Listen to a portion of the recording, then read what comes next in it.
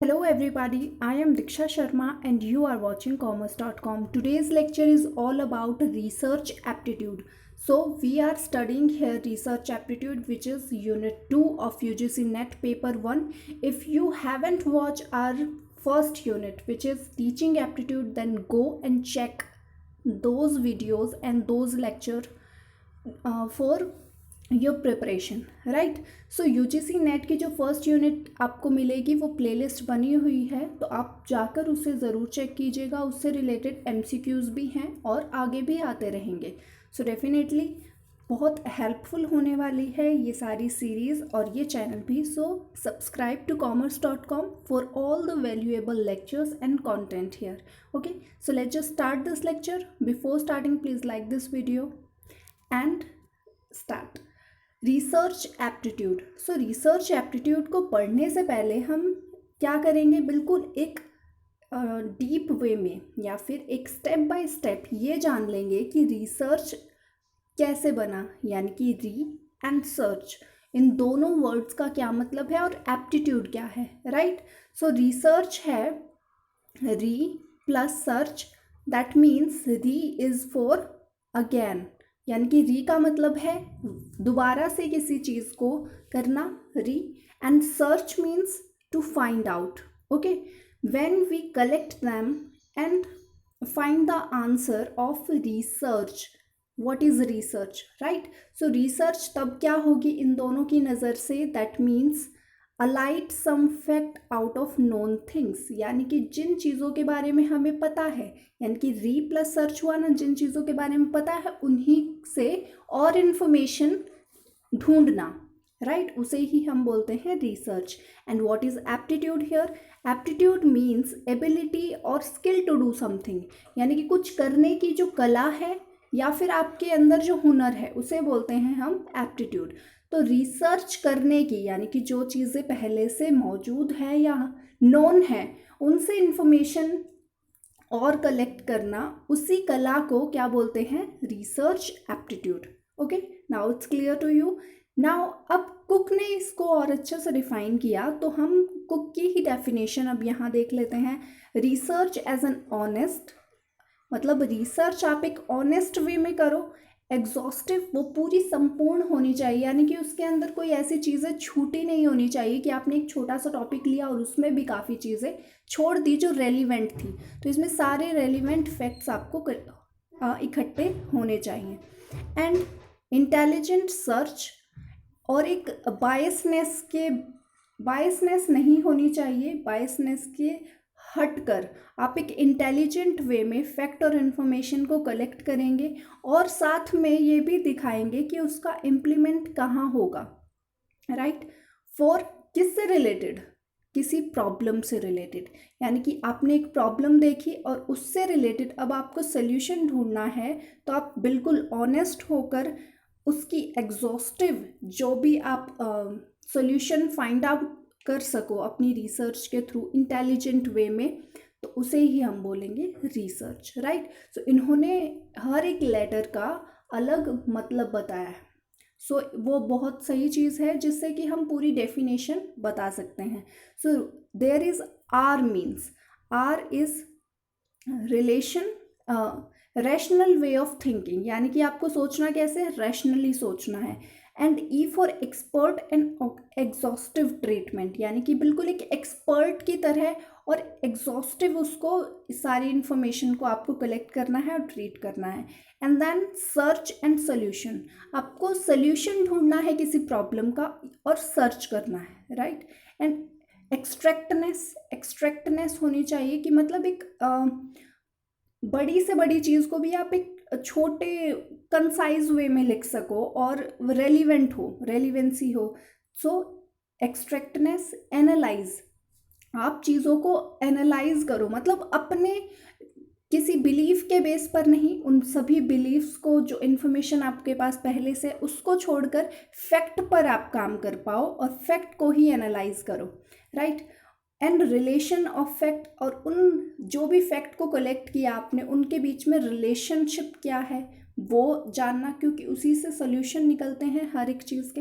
And than critical observation, जो भी आपने दिखा उसको एज इट इज़ एक्सेप्ट नहीं, उसका क्रिटिकल एनालाइज भी करो, ऑब्जर्व करो, केयरफुल प्लानिंग, कंस्ट्रक्टिव एटीट्यूड होना चाहिए आपका, एंड कंसीड कंडेंस्ड जर्नलाइजेशन। और उसको एक जो भी आपने इतना सारा कुछ कलेक्ट किया इन्फॉर्मेशन, फैक्ट्स, तो उन्हें वापस से एक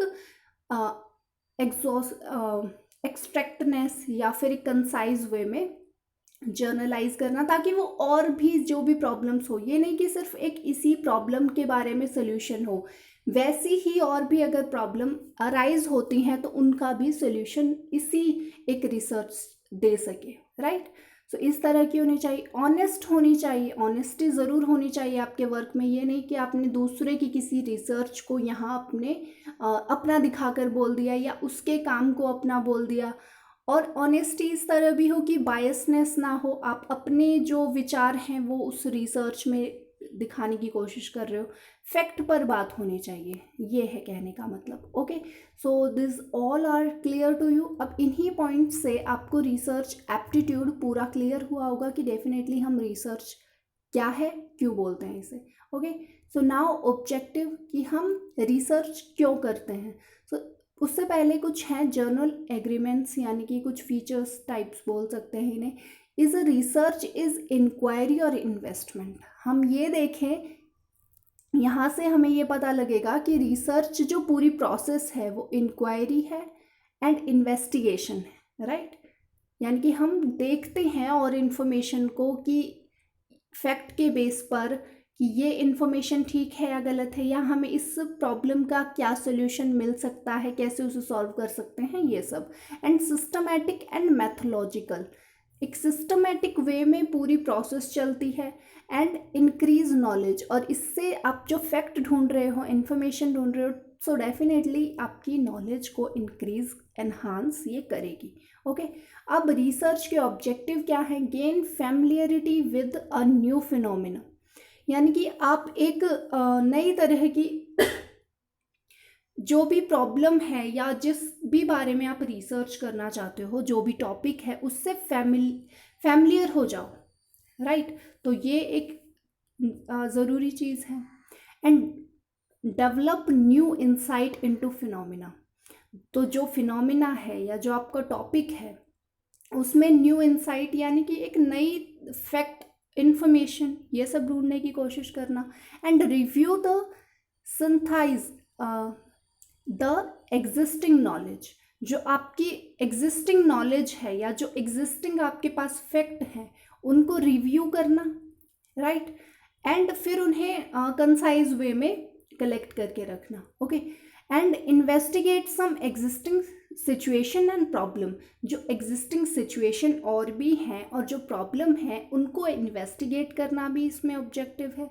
एंड ऑफर सॉल्यूशन ऑफर करना डेफिनेटली एक रिसर्च का, जैसे कि अभी कोविड-19 से रिलेटेड काफ़ी सारी रिसर्च हैं किसी एक पर्टिकुलर दवाई को लेकर, किसी एक पर्टिकुलर सैनिटाइजेशन की प्रोसेस को लेकर। सो ये सारी रिसर्च किस लिए है, क्या सिर्फ पेपर वर्क के लिए नहीं, ये सब सॉल्यूशन ओरिएंटेड होती हैं, राइट। सो हर एक रिसर्च का एक मेन मोटिव यही भी होता है, ऑब्जेक्टिव ये भी होता है कि वो सॉल्यूशन देती है किसी ना किसी प्रॉब्लम का। ओके, इन फ्यूचर या present. Okay, explore and analyse more journal issue, यानी कि ये सिर्फ एक प्रॉब्लम से रिलेटेड नहीं, अगर फर्दर आगे भी कोई वैसी ही प्रॉब्लम्स आएंगी, जर्नल इश्यूज होंगे, सो उनसे रिलेटेड भी एनालाइज और कुछ सोल्यूशन होंगे, एक्सप्लोरेशन होगी उन्हीं की। कंस्ट्रक्ट और क्रिएट अ न्यू प्रोसीजर और सिस्टम, इसका एक ऑब्जेक्टिव ये भी है कि यहाँ से कंस्ट्रक्ट होता है या क्रिएट होता है एक नए तरह का सिस्टम, क्योंकि हम रिसर्च कर रहे हैं ना, वहाँ से एक नई चीज़ जो पहले से है उसी में से कुछ और नया ढूंढ रहे हैं। And generate new knowledge, okay, fact information के बेस्ड पर। So definitely I hope all the things are clear to you. Now move to the next slide, which is characteristics of research. So characteristics में है objectivity. Objectivity relate करती है कि आपकी जो research है या जो आपने इन्फॉर्मेशन आप जिस तरह से कलेक्ट कर रहे हो वो बिल्कुल फैक्ट पर बेस हो, मतलब उसमें किसी भी तरह की धांधली ना हो, है ना, तो रेलिवेंसी हो। तो वहाँ से ही क्या निकलता है, बिल्कुल एक अगर एक वर्ड में बोले कि उसमें बायसनेस हो, यानी कि एनी बायस जो भी चीज़ें होती हैं, यानी कि आप किसी एक तराजू के एक पलड़े की तरफ जाने की कोशिश करो, वैसा नहीं होना चाहिए। बिल्कुल आप हर सिचुएशन को बिल्कुल ऑब्जेक्टिव वे में देखो, बिल्कुल फैक्ट के बेस पर देखो। तो ऑब्जेक्टिविटी होनी चाहिए इसीलिए रिसर्च में। और वो किस तरह से हो सकती है, प्रोसीजरल सेल्फ गार्ड्स, यानी कि कुछ प्रोसीजर आप इस तरह के बनाओ कि प्रोसीजर आपका बिल्कुल सही होना चाहिए, सही आपने मेथड्स यूज़ किए होने चाहिए, स्टैंडर्डाइजेशन होना चाहिए कि कुछ स्टैंडर्ड फिक्स होने चाहिए कि उन स्टैंडर्ड से बिलो आपको अपनी रिसर्च का लेवल नहीं लेके जाना, तो वो भी एक ऑब्जेक्टिविटी में हेल्पफुल है। और ऑपरेशनलाइज ऑफ कॉन्सेप्ट, जो भी आपने कॉन्सेप्ट दिए हैं या फिर जो आपने कलेक्ट किए हैं उनका यूज़ कहाँ है, कैसे यूज़ करना है, उनमें भी बायसनेस ना हो, एंड अवॉइडिंग बायसनेस। सो ये डेफिनेटली लास्ट पॉइंट इसका मेन एसेंस है। ओके, नाउ रिलायबिलिटी की तरफ मूव करते हैं। अब ये सारे जो पॉइंट्स हैं इंटर रिलेटेड हैं, रिलायबिलिटी ऑब्जेक्टिविटी का एक पार्ट है डेफिनेटली। अब रिलायबिलिटी के अंदर ये भी चीज़ है, it mean consistency, getting some और सिमिलर रिजल्ट, यानी कि फालतू की इन्फॉर्मेशन नहीं होनी चाहिए। रिलायबल जो फैक्ट हैं, जिस चीज़ से रिलेटेड आप रिसर्च कर रहे हो, तो सारी इन्फॉर्मेशन उसी से रिलेटेड होनी चाहिए, यानी कि एक्स्ट्रा जो अनवांटेड इन्फॉर्मेशन है वो ना हो। It can be termed as verifiability, यानी कि वेरीफाई होनी चाहिए जितनी भी चीज़ें आपने ली हैं। एक तो वो फैक्ट बिल्कुल सही होनी चाहिए, फैक्चुअल इन्फॉर्मेशन हो जो भी आप अपनी रिसर्च में दे रहे हो, और साथ में वो क्या हो, कंसाइज हो। ओके, एंड वैलिडिटी, साथ में वैलिडिटी भी इसी से रिलेटेड है कि जैसे स्टैंडर्ड होने चाहिए कुछ fix, stands for accuracy of procedure, आपका जो प्रोसीजर है वो ठीक हो, जैसे कि स्टेप बाय स्टेप आप ठीक से चले या नहीं। एक जैसे कि मुझे कोविड के ही सारे याद आ रहे हैं, क्योंकि अभी मैंने लास्ट उसी से कुछ रिसर्च पेपर देखे थे। तो वहाँ कुछ दवाइयों को जब अप्रूव किया जाता है तो उसकी डेफिनेटली 5-6 प्रोसेस हैं। तो अगर उन प्रोसेस को अगर हम ठीक से नहीं अप्लाई करते हैं स्टेप बाय स्टेप, तो क्या होगा, उसका एक बहुत बड़ा इम्पैक्ट देखने को मिलेगा लोगों की हेल्थ पर, राइट। सो इसीलिए हर एक रिसर्च के एक एक्यूरेट प्रोसीजर होना चाहिए, उसका स्टैंडर्ड फिक्स हो, और साथ में उनका सही इम्प्लीमेंटेशन भी हो। एंड रिसर्च इंस्ट्रूमेंट, कि आप कौन से इंस्ट्रूमेंट यूज़ कर रहे हो, टेस्ट कौन से यूज़ कर रहे हो, सो ये सारी चीज़ें वैलिडिटी में आती हैं। Okay, now accuracy. अब एक्यूरेसी में भी degree to which research process, अब जैसे हमने पढ़ा है स्टेट में कि कुछ पॉइंट्स तक ही हम निगलेक्ट कर पाते हैं कि ठीक है 0.01% से अगर नीचे एरर आ रहे हैं तो ठीक है हम उसे निगलेक्ट कर देंगे, लेकिन एक लेवल फिक्स कर देते हैं कि इस लेवल में हम जो एरर आएंगे इससे बाहर वो हम निगलेक्ट नहीं करेंगे। तो ये चीज़ें हैं कि degree to which research process, instruments and tool related to each other. Accuracy के लिए ये सब ज़रूरी है कि जो भी आप चीज़ें यूज़ कर रहे हो वो इंटर रिलेटेड हो, उनमें रिलेशन हो, ताकि वो ठीक से उस रिसर्च को सही बना सकें। And credibility, it is used of best source of information and best procedure. Credibility यानी कि जिस पे विश्वसनीयता हो, आपकी रिसर्च को विश्वसनीय बनाए ऐसी इंफॉर्मेशन।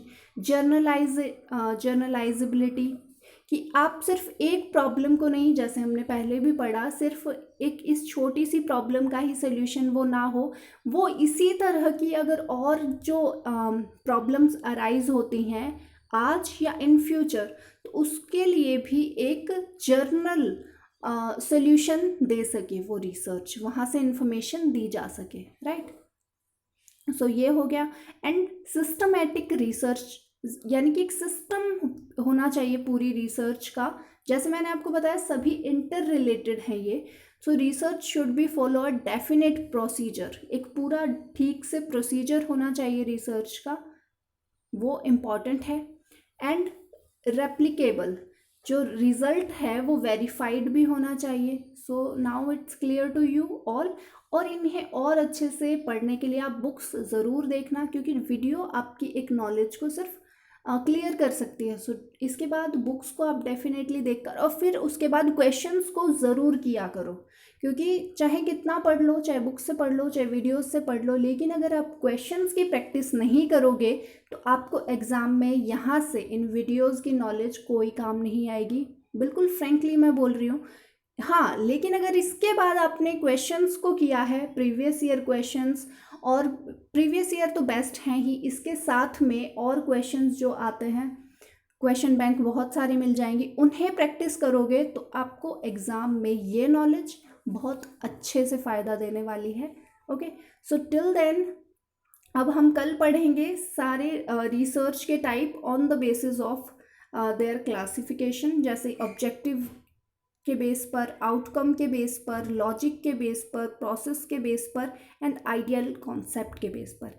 सो उन्हें हम पढ़ेंगे, ये सब रिसर्च हैं इनके बेसिस पर। ओके, सो ये हम कल कवर करेंगे। Till then keep learning, keep growing, and please subscribe to commerce.com and don't forget to practice all the questions जहाँ से भी मिले। पूरा आपके पास नेट है, सब कुछ है, तो डेफिनेटली बुक्स लो, क्वेश्चंस की प्रैक्टिस करो, और अगर कोई क्वेरी है तो कमेंट बॉक्स में ज़रूर पोस्ट करो। Okay, till then keep learning, keep growing.